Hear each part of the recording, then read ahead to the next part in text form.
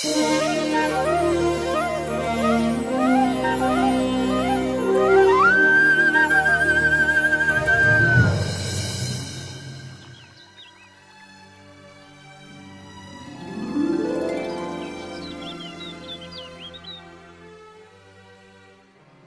मोतियों के आभूषण पहनकर दीपावली पर हम वृंदावन की सबसे सुंदर गोपियाँ लगेंगी।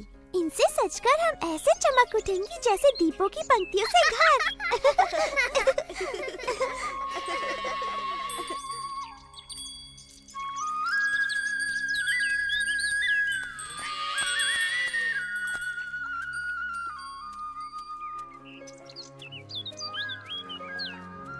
तुमने देखा ये लड़कियाँ मुझे किस प्रकार अनदेखा कर रही हैं बलराम? तुम्हारे सुंदर रूप के चकाचौंध में अंधी है मेरे भाई, तभी अनदेखा कर रही हैं। वो तो है ही, पर मेरे विचार से वो नहीं चाहती मैं उनके मोतियों के आभूषण देखूं जो वो दीपावली के लिए बना रही हैं। चलो देखते हैं क्या ये हमारे साथ अपने आभूषण बांटने को तैयार हैं।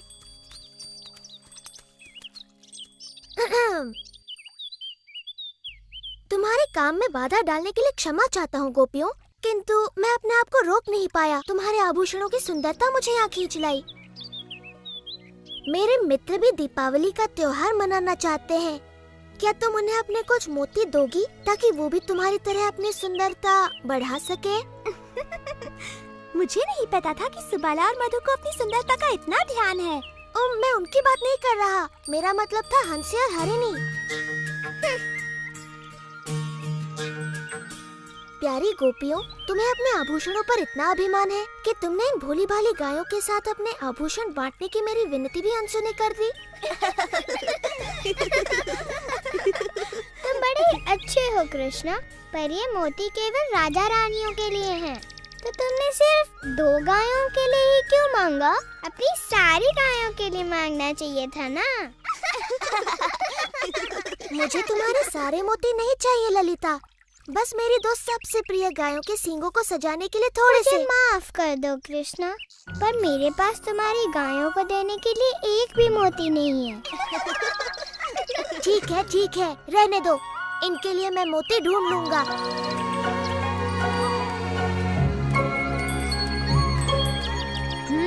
उन्होंने मना कर दिया। हाँ? ना तो गायों के लिए कोई सम्मान है, ना मेरे लिए। एक बार मैं इनकी बुद्धि ठिकाने लगा दूं, तब समझ में आएगा।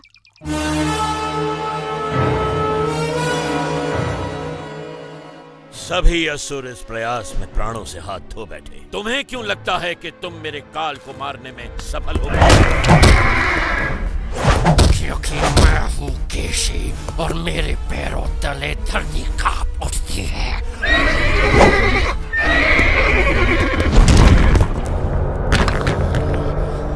मैं आपके काल को ढूंढ निकालूंगा महाराज कंस, और उसे अपने पैरों तले रोन डालूंगा।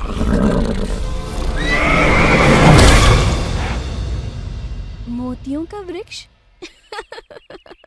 मोतियों का कोई वृक्ष नहीं होता कृष्ण। विश्वास करो मैया, यदि तुम मुझे मोती दोगी तो उन्हें बोकर मैं इतने मोती उगाऊंगा कि हम अपनी सारी गायों को दीपावली पर मोतियों से सजाएंगे। ओ मेरे नन्हे कृष्ण, मोती फलों की तरह नहीं उगते, वो बनते हैं सुदूर समंदर की सीपियों में। प्यारी मैया, मुझे थोड़े से मोती दे दो ना। वचन देता हूँ 3 दिनों में वो उगाएंगे और तुम्हारे पास पहले से कहीं अधिक मोती होंगे। मैं तुम्हें कभी भी ना नहीं कह सकती मेरे दुलारी कृष्णा। मेरी प्यारी मैया, धन्यवाद।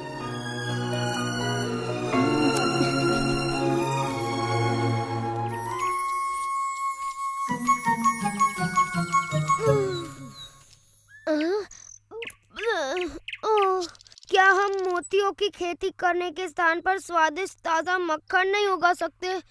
मूर्खों की तरह बात न करो मधु, मक्खन पेड़ पर नहीं लगता, तुम्हारे पेट पर लगता है। तुमने समाचार सुना रहा था, वृंदावन में सभी एक नए किसान की चर्चा कर रहे हैं। अच्छा, वो जो मोतियों की खेती कर रहा है। तुम मेरे कंगन बोकर मेरे लिए नए कंगन उगा दो ना कृष्ण। एक बार मेरे खेत में मोतियों की फसल आ जाने दो, फिर देखते हैं कि कौन किस पर हंसता है। कृष्णा, क्या हम लड्डुओं की भी खेती कर सकते हैं? नहीं मधु, पर तुम्हारे विचार से एक योजना सूझी है। तुम्हारे और सुबाला के लिए एक काम है।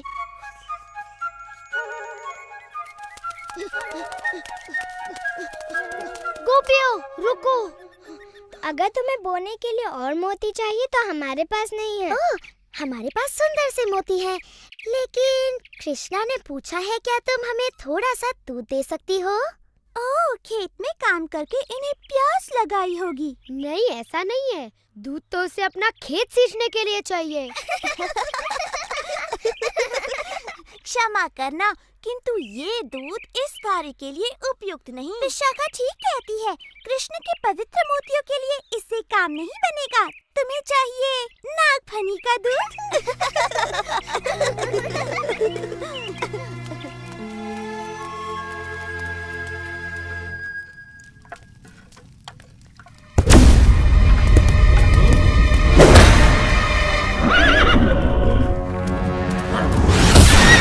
मैंने सुना है तालवन के सिपाहियों के सामने किसी बालक ने धेनुकासुर का वध कर दिया था।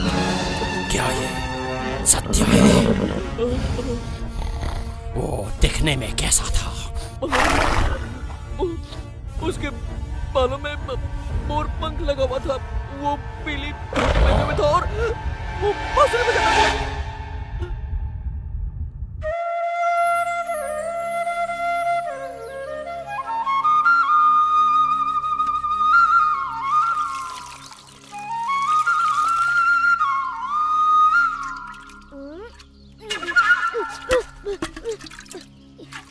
ये ठीक बात नहीं है कृष्णा।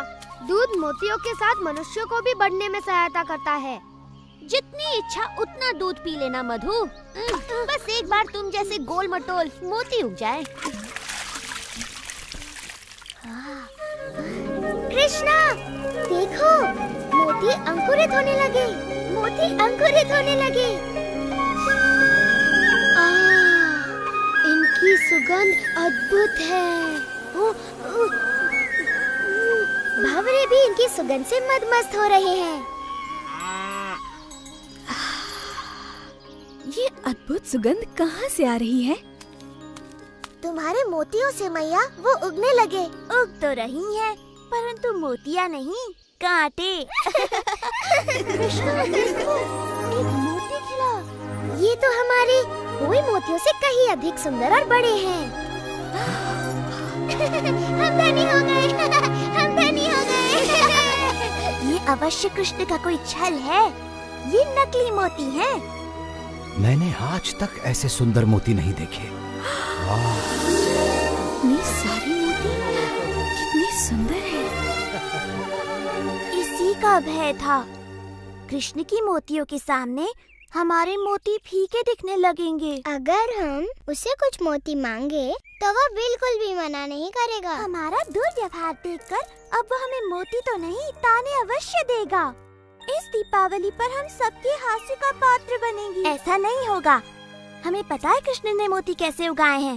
ये बड़ा सरल है। हम भी मोतियों की खेती करेंगी। हाँ, और हमारे मोती उसके मोतियों से अधिक सुंदर होंगे। क्या तुम लोग पागल हो गई हो? कृष्णा ने ऐसी सरलता से कर लिया तो क्या तुम भी कर लोगी? उसने तो गोवर्धन भी उठा लिया था, तो क्या तुम भी उठा लोगी? मोतियों की खेती आसान नहीं है, देवताओं के लिए भी। कृष्णा तो हमेशा ही ऐसे चमत्कार करता रहता है। पर क्या तुमने कभी एक भी चमत्कार किया है? मोतियों की खेती कोई चमत्कार नहीं है। इसमें कृष्ण की कोई माया नहीं। वृंदावन की दिव्य भूमि है ही इतनी उपजाऊ। हाँ, हमारे वृंदावन की दिव्य भूमि यमुना के जल की तरफ अद्भुत है। हम मोती बोएंगे और दूध के साथ साथ उन्हें घी और माखन से सींचेंगे। तब तो कृष्ण की मोतियों से हमारे मोती कहीं अधिक सुंदर और बड़े उगेंगे। आओ, रुको, बोना ही है तो ये छोटे मोती क्यों? हमारी माओं के पास बड़े बड़े आभूषण हैं। हाँ, जितने बड़े बीज उतने सुंदर फल। विशाखा, राधा, सच में माँ, तुम्हें इनसे 10 गुना मोती वापस मिलेंगे। घबराओ मत मैया, हमें अच्छी तरह पता है हम क्या कर रहे हैं।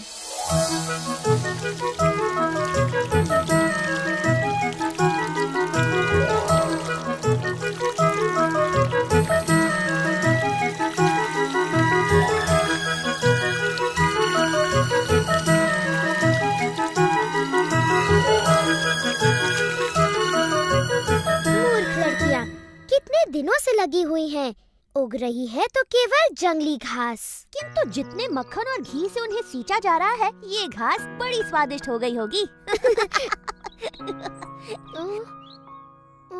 ये तो बड़ी गड़बड़ है। तुम चाहते हो कि उनके भी मोती उगे? नहीं, मैं चाहता हूँ वो घी मक्खन को बर्बाद न करके उनका सदुपयोग करे।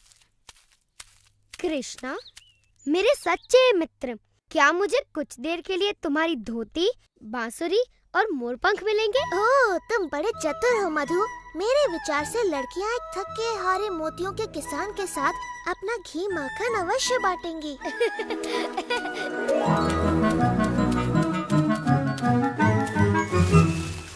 कौन है?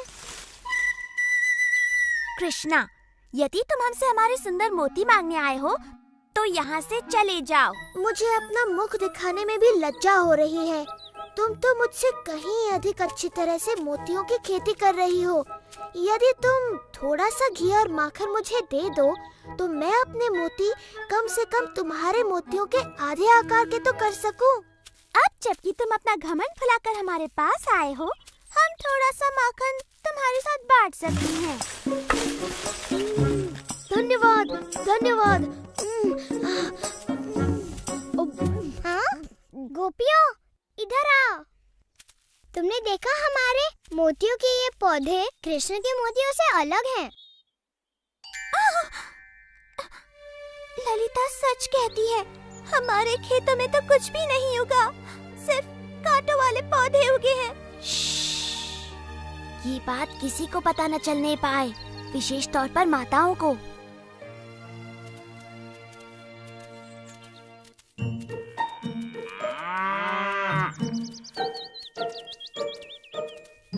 हार्दिक शुभकामनाएं। सुना तुम्हारे खेत में फसल लहलहा उठी है। अच्छा, तुम्हें किसने बताया? एक नन्ही चिड़िया ने, जिसके पैर में कांटा चुभ गया था।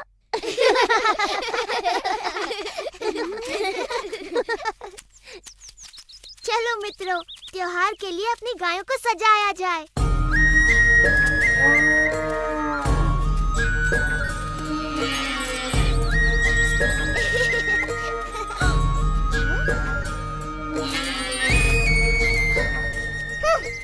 माताओं को जब पता चलेगा कि हमने उनके सारे मोती खो दिए तो वो बड़ी क्रोधित होंगी। मैंने तो पहले ही कहा था, पर तुमने मेरी बात ही नहीं सुनी। ये सब कृष्णा ने किया। मैं समझी नहीं विशाखा। वो झाड़ियों में छुपा था, याद है? उसी ने अपने साथियों के साथ मिलकर हमारे पौधे उखाड़कर उनके जगह कटीले पौधे लगा दिए होंगे। इस बार उसने उत्पात की सीमा लांघ दी है। मैं मैया यशोदा को बताऊंगी। क्या बताओगी राधा? कि कृष्णा ने इतने सुंदर सुंदर मोती उगाए कि उससे सुंदर मोती उगाने के लिए तुमने अपनी माँ के मोती भी खो दिए। ललिता ठीक कहती है, कृष्ण ने हमें छला हो या हमने स्वयं को छला हो, हमारी परिस्थिति वही है।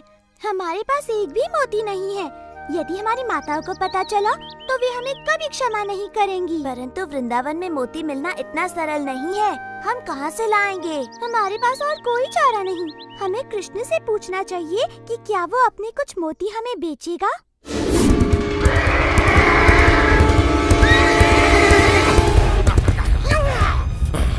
कहाँ है वो बालक?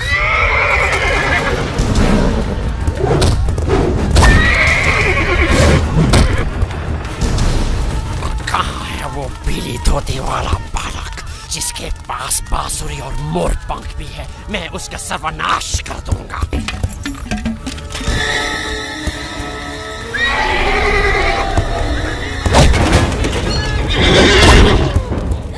चलो, यमुना चलो। इतना सारा माखन और घी खाकर तो मेरा पेट भर गया। लगता नहीं कि मैं महीने भर तक और कुछ खाऊंगा।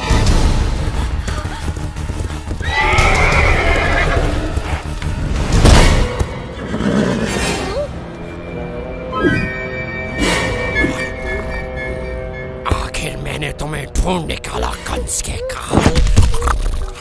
मैं काल नहीं, मधुमंगल हूँ। नहीं, तू कंस का काल कैसे बनेगा? क्योंकि मेरे पैरों से कुचले जाने के बाद तुझे कुछ करने का मौका ही नहीं मिलेगा।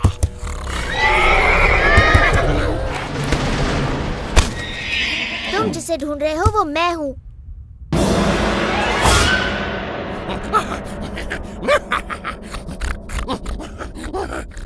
कम से कम उस लड़के में थोड़ा बहुत मांस तो था। तुझे तो मैं बाएं पैर से ही मार दूंगा बच्चे। इससे डरो मत।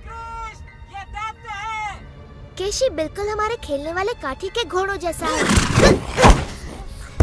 अब देखेगा तो कि मैं कितना खतरनाक हूँ और क्या कर सकता हूँ।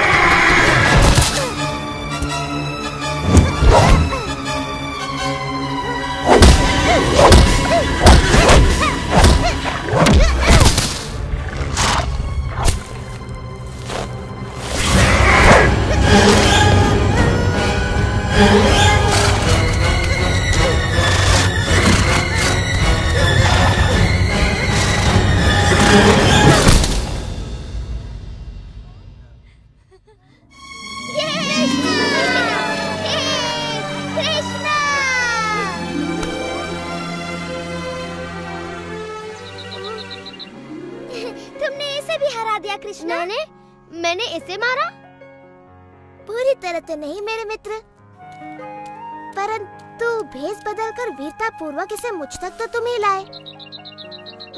मैं अब कभी भी तुम्हारा रूप नहीं धरूंगा कृष्णा, चाहे जितना भी घी माखन मुझे खाने को मिले। बहुत सही कहा मधु, ये राय दुरुस्त है।